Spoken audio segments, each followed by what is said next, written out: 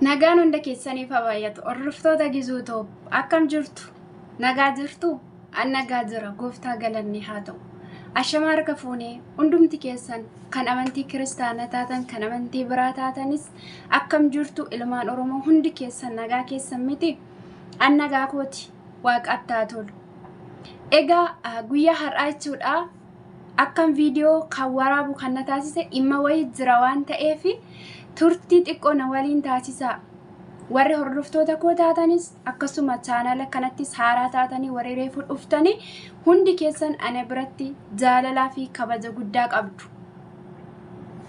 Egaa chaanala kanatti warri dhuftanii akkuma isinitti tole go'aama maatiis ta'aadha garuu viidiyoo kana aansa kana akka dhaggeeffattan isin jaalalaan isin gaafachuudha.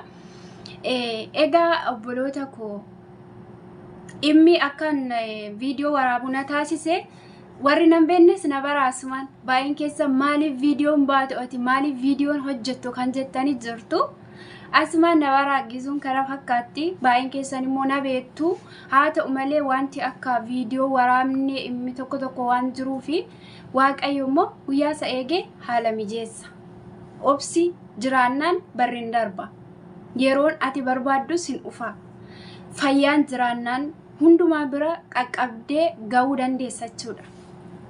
Haa ta'u asumaan hordoftoonni Gizuu baga bara haaraa bara 2016 geessan isiniin jechuun barbaada. Umurii qabdan irratti baga guyyaa kana geessan. Guyyaa kana ga'uuf namni baay'een karaatti hafeera. Garuu isiniif ani carraa qabna. Amantii kam keessa jira gammadi dhugaan sitti hima. Rafanii ka'uun fedha isaati jechuudha.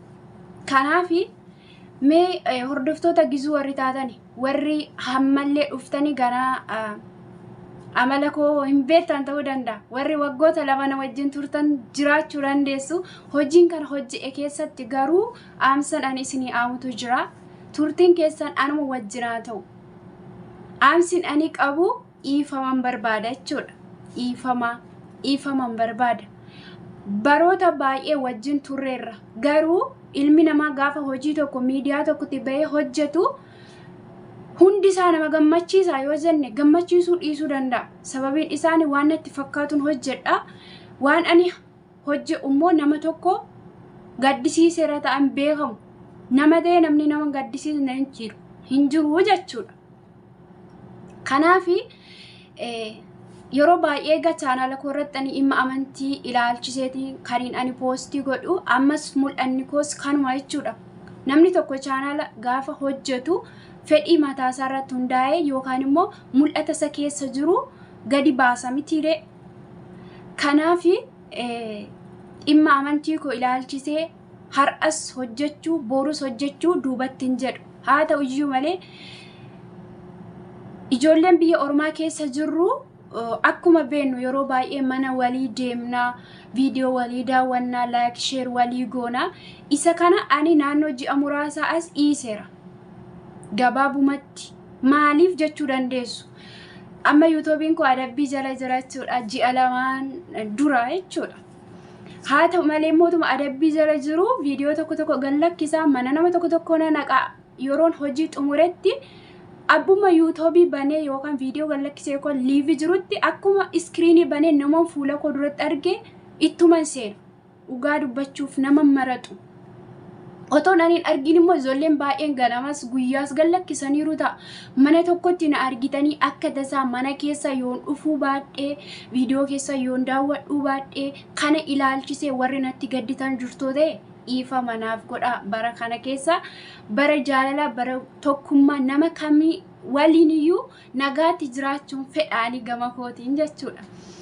Kanaaf dhiifama naaf godha jechuun barbaada. Maaliifi namni tokko ilaalcha tokko namaa qaba. Miidiyaa kanarratti namni tokko hanuma simbeenne si jibbuu danda'a hin beekamu. Dhugaa dubbachuu fi amma dhimma tiktookii jalatti koomentii nama tokko nan arga. Ijoolleen tokko maal jedhu beektaa? TikTokii kanarraa kanuma jibba kan jedhanii koomentii laatan fa'aa jira. Nama baasu dhugaani oosa. Nama gufachiisee viidiyoo jalatti namni na koomete taanaan hirribnuu na qabu naan. Dhugaan sinitti hojii sana yeroochuma sana dhaabachuudha. maaliif hojii ati hojjettu tokko naman gammachiisu taanaan uummanni kee barumsa irraan argatu taanaan yoo amantii ta'e uummanni amantii san hordofuu jira waan ta'eef itti eebbifamuu danda'a, si jajjabeessuu danda'a. Yoo imma biraa ta'e immoo imma sanarraa barumsi argama jettee qooddee waan ta'eef namni viidiyoo sanarraa waan argateen si jajjabeessa. Akkuma kana viidiyoo tokko immoo viidiyoo dhaloonni itti gufatan jiru taanaan yaaduma qaban sii qoodu. Yeroo sana immoo kamtu saba koof ta'a, kamtu saba koofiin ta'uu, karaa kama saba koo gufachiisa, karaa kama saba koo jajjabeessanne adda baafachuun dirqama jechuudha. Kanarratti ani dhugaa dubbachuuf egaa akkuma dhabeettaan ani viidiyoo har'a boru bahee hin hojjedhu. Yeroo baay'ee dhimmin ani hojjedhus dhimma faarfannaa ilaalchiseeti. Haa ta'u iyyuu malee haalli ani keessa jiru akkani viidiyoo baheen hojjenne waan na taasiseef jechuudha. Garuu mul'anni ani kana booda qabu akka amantii kootti dhaloota faarfannaa garaagaraa gallakkifachuu barbaadanii jajjabeessuudha. Asumaan na dubbisuu dandeessu. Faarfannaa kan qabdanii akkasuma immoo kennaa garaagaraa dhugaa baatii garaagaraa kan saba koo gammachiisuu danda'a, sabni koo mudannoo korra waa barachuu danda'a jettanii na dubbisaa koomentiis naala. Akkasuma immoo hojii kana hojjettanii amantiis ilaalchistanii jajjabinas ilaalchistanii gorsa garaagaraas haa ta'u kanarratti mee yaada maal qabda warri jettanis koomentii naa kaa'aa. Maaliif annama dadhabduu waan ta'eef karaan uummata koo gufachiisuu hin beeku. Amma namni chaanaala hojjetuu fi mootummaan aangoo qabu kan gadi bu'us saba isaanii kan ol ba'us saba isaanii. Dhugaan isinitti hima. Mootummaan tokko aangoo erga qabaatee jechuudha. Saba isaa sana waan isa gammachiisu waan isaaf ta'uuf hin hojjetu biyya isaa sana akka aangoo qabate sanaaf fedhii biyya isaa sana hin guutu taanaani wanta biyya sanaaf faayidaa qabu hin hojjetu taanaan bu'aa tokko hin qabu. Sabuma sanatu deebisee teessoorraa galagalchaa jechuudha. Maaliif mootummaan tokko fayyuma aangoon qabatu filannoo sabaan malee jechuudha akka Itoophiyaatti. Akka Suudi Arabiyaatti garuu obboleessatti darba jechuudha. Baay'ee keessan beektu jechuudha. Zarummaa mazariitiin itti darbama Suudi Arabiyaa keessatti malee filannoon hin jiru akka keenyatti garuu akka keenyatti. Kanaaf namni chaanaala hojjetu tokko kan isa jajjabeessee isa guddisu sabuma isaati. Yoo namni sun immoo wanta saba sana gufachiisu wanta ilmaan Oromoo je'amee maqaa dhoosisu yoo ta'e sabuma sanatu chaanaala sanarratti jibba jechuudha. Kanaaf hordoftoonni Gizuu Top kaniin isin gaddisiise hojii kana hojjettee viidiyoon kee sirrii miti bakka jettanii jirtu yoo ta'e dhugaanii nama dogoggora hoonatti immoo baay'een barbaadas baay'een jaalladhas. Maaliif ani miidiyaa kanarratti waan itti jijjiiramaa miti yookaan immoo maallaqa arga ajee hin jalqabnes ammas dhimma maallaqaa ilaalchisee miti kan inni hojjedhu. Keessumaa amantii koo ilaalchisee akkan jabaa'u waan beeku waan boru dhalootatti darbuu danda'u sagalee Waaqayyoo bicha qooduun barbaada waan ta'eef jechuudha. Kanaaf kanarratti jabaa'u kan jettan yaada naaf kennaa. Dhiifama sii gooneerraa warri jettanis mee garaama keessanirraa dhiifama naa godhaa. Koomentii jalatti qofaa miti sanduuqa koomentii jalatti dhiifama sii gooneerraa jettanii koomentii naa laachuu miti. Ani keessaniin barbaada. Dhugaan isinitti hima. Namni keessa isaa keessa gaafa dhiifama namaa godhe malee afaan sarraa waa barbaade sin jechuu danda'a. Waaqayyo immoo keessa laala waan ta'eef jechuudha. Kanaaf keessa keessanirraa warri keessatti of amantanii dhuguma jaalala naa qabdan koomentii naa kaa'aa. Dhiifama sii gooneerraa mul'ata kanatti jabaa'uu kanarraa deebi'ii bara kana keessatti kana of sirreessuu qabda kanarratti immoo jabaachuu qabda warri jettan koomentii naa kaa'aa. Anillee koomentii keessan ilaalee akkan jabaa'u na taasisa.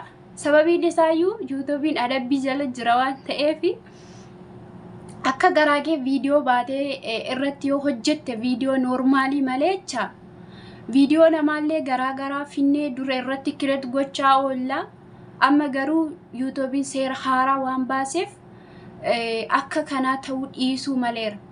Yeroo hundumaa immoo baanee viidiyoo hojjechuu gola ormaa keessatti hin ulfaata jechuudha akka kootitti.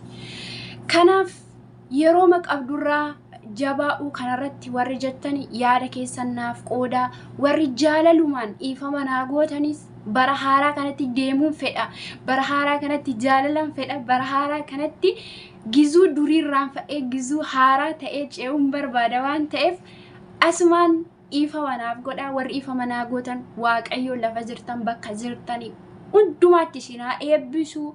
Ulfaadhaa galatooma isin jechuun barbaada. Eebbaaf ta'a na duukaa turuu keessaniif, yaada koo fudhachuu keessaniif, dhiifama naa gochuu keessaniif hundi keessanuu galatooma.